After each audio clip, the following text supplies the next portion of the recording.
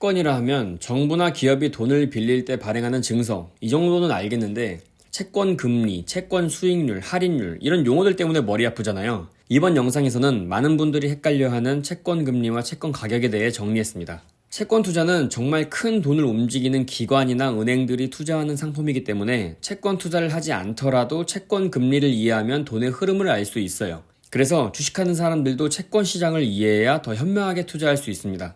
채권이란 돈을 빌릴 때 발행하는 증서예요. 나한테 돈을 빌려주면 이자 얼마 붙여서 언제까지 원금을 갚겠다는 차용증입니다. 기업이나 정부가 운영에 필요한 자금을 조달하기 위해 채권을 발행해요. 발행 주체, 이자 지급 방식, 만기 등에 따라 종류가 아주 다양하지만 크게 다음과 같이 나뉩니다. 정부가 발행하면 국채, 기업이 발행하면 회사채, 은행이 발행하면 은행채, 이렇게 말이죠. 이 증서는 주식처럼 사람들끼리 매매 가능하고 이걸 바로 채권 투자라고 합니다. 채권을 보면 발행처, 이자, 액면가, 만기 등 꼭 표시되어 있는 것들이 있어요. 돈을 빌리는 주체가 누구인지, 이자는 얼마를 언제 지급할지, 원금을 언제까지 갚을 건지 명시해 놓는 거예요. 여기서 많은 분들이 헷갈려하는 부분이 표면금리와 채권금리입니다. 비슷해 보이는 이 두 개의 금리는 완전히 다른 거예요. 채권에 적혀있는 이자를 표면금리라고 합니다. 표면금리는 발행할 때 한 번 정해지면 변하지 않아요. 은행처럼 정해진 날짜에 고정된 이자를 받습니다. 그리고 뉴스나 신문에서 말하는 채권금리는 이 고정된 표면금리와 다릅니다. 채권금리란 채권을 사서 만기까지 보유했을 때의 채권 수익률을 뜻합니다. 예를 들어 1년 동안 100만 원을 빌려주고 연이자 10%를 받기로 하면 만기에 돌려받는 돈은 110만 원이니까 금리가 10%다 라고 말할 수 있어요. 100만 원을 투자하고 10%의 수익을 얻었으니 수익률이 10%다 라고 말할 수도 있는 거죠. 즉 채권 투자에서 말하는 채권 금리는 채권 수익률과 같은 말이에요. 채권 금리가 5%다 라는 건 오늘 사서 만기 때까지 보유하고 있으면 5%의 수익률이 발생한다는 뜻입니다. 채권 가격과 채권 금리는 반대로 움직인다는 말을 들어보신 적 있을 거예요. 보통 금리가 올라가면 가격도 올라야 하는데 왜 채권 가격과 채권 금리는 반대로 움직일까요? 채권의 표면 금리와 만기 때 돌려받는 원금은 고정되어 있지만 채권 가격은 계속 바뀝니다. 오늘 3%의 금리를 주는 채권을 샀다고 가정해 볼게요. 그런데 갑자기 하루 만에 기준금리가 오르면서 내일부터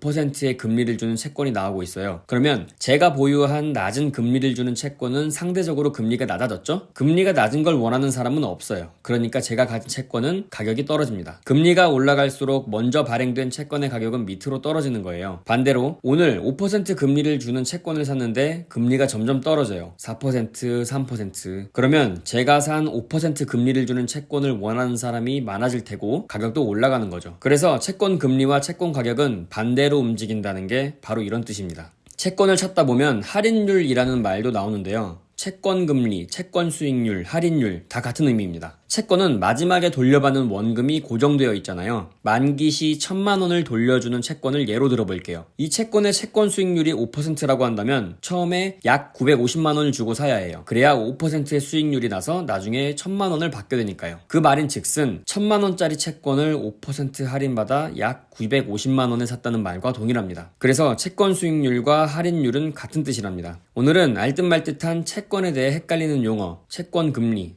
채권 가격의 관계에 대해 알아봤는데요. 다음 영상에선 어떻게 채권 금리로 경기 상황을 예측할 수 있는지 이것에 대해 알아보도록 할게요. 월드시였습니다. 감사합니다.